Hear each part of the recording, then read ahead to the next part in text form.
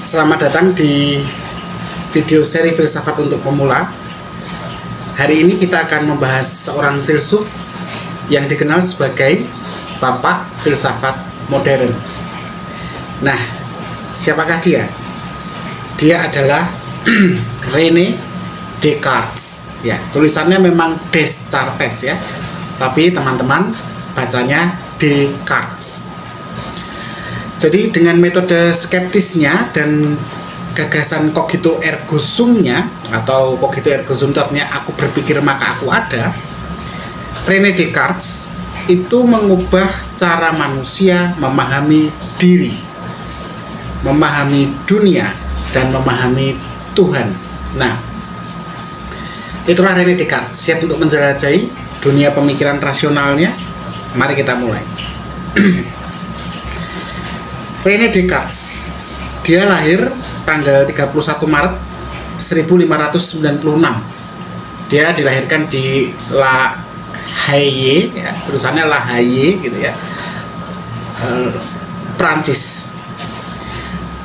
Nah, Descartes itu berasal dari keluarga bangsawan dan dia memang menerima pendidikannya dari sekolah Yesuit ya, dan perguruan tinggi milik Yesuit, sebuah ordo dalam gereja Katolik, di College Royal Henry Le Grand ya. Setelah dia lulus, Descartes selalu mempelajari atau belajar di Fakultas Hukum. Meskipun begitu, dia punya ketertarikan yang lebih pada filsafat, pada matematika dan sains. Hidup Descartes itu hampir sebagian besar dipenuhi dengan perjalanannya ke berbagai negara di Eropa, termasuk di Belanda, di mana dia menghasilkan, nantinya di Belanda itu menghasilkan sebagian besar karya-karyanya. Salah satu kontribusi terbesar Descartes adalah tentang metode keraguan-raguannya atau metode skeptisnya. Itu bisa kita lihat dari karya dia atau buku dia yang berjudul Meditations on First Philosophy. Buku itu diterbitkan tahun 1641. Nah, dalam karyanya Descartes memutuskan untuk meragukan semua hal yang dapat diragukan, termasuk pengalaman indrawi dan pengetahuan yang dia terima.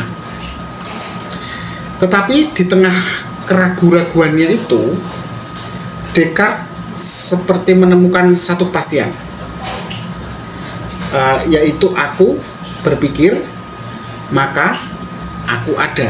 Jadi ketika semua hal itu tidak ada, satu-satunya yang ada adalah manusia, karena dia tahu dia ada karena dia berpikir. Menurutnya, keberadaan diri sebagai makhluk berpikir tidak bisa diragukan. Pandangannya itulah yang nanti jadi dasar filsafatnya dan awal dari pendekatan rasionalisme modern. Descartes juga dikenal karena pandangannya tentang dualisme.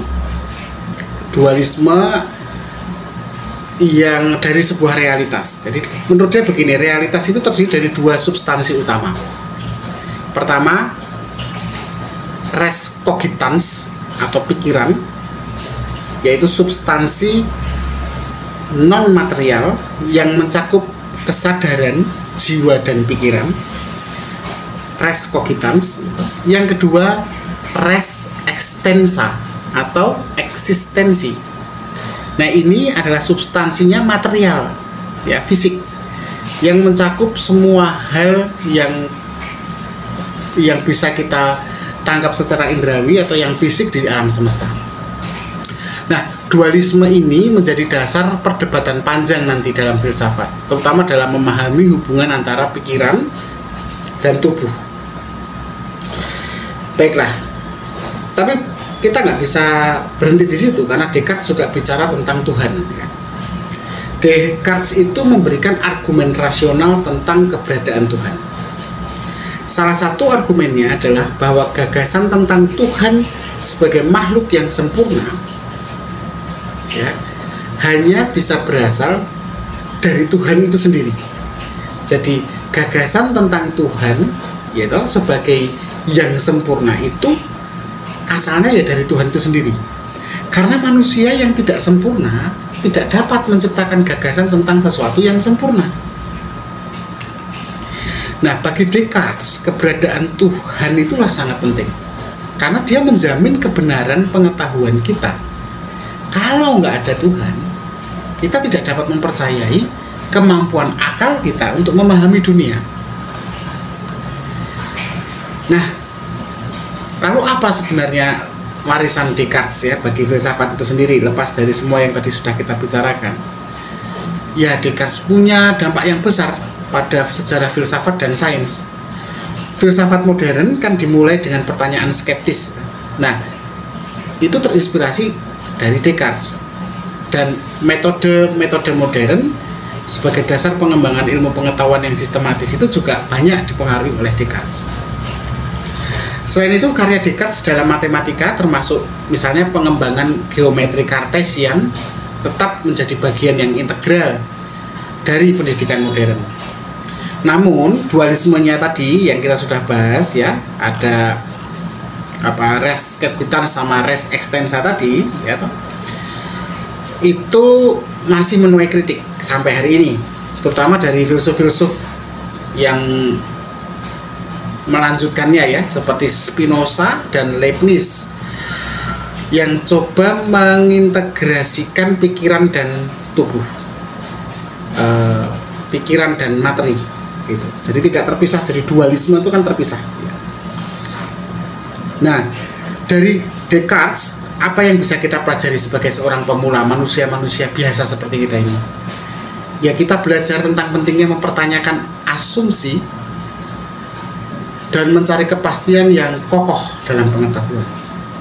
Dalam dunia yang tadi ya selalu kita bahas ini, dunia kita hari ini kan penuh dengan seolah-olah banyak kebenaran ya, masing-masing menganggap bahwa informasinya adalah kebenaran. Nah, kita butuh tuh semangat skeptis untuk bisa membedakan mana yang benar dan yang salah. Nah, Descartes itu mengajarkan pentingnya dalam hal ini adalah akal untuk memahami diri dan dunia. Karena dengan menggunakan pikiran kita yang rasional, kita dapat menemukan kebenaran di tengah keraguan dan ketidakpastian ini. Akhirnya, René Descartes harus saya katakan sebagai pembuka jalan bagi era filsafat dan sains yang baru ya. Dengan metodenya yang skeptis, dia menunjukkan bahwa kebenaran dapat ditemukan lewat akal dan pikiran yang mendalam. Terima kasih teman-teman sudah menyaksikan seri video filsafat untuk pemula. Jangan lupa untuk berlangganan dan mengikuti episode-episode berikutnya, di mana kita akan terus mengeksplorasi pemikiran para filsuf besar dunia. Tetap berpikir kritis.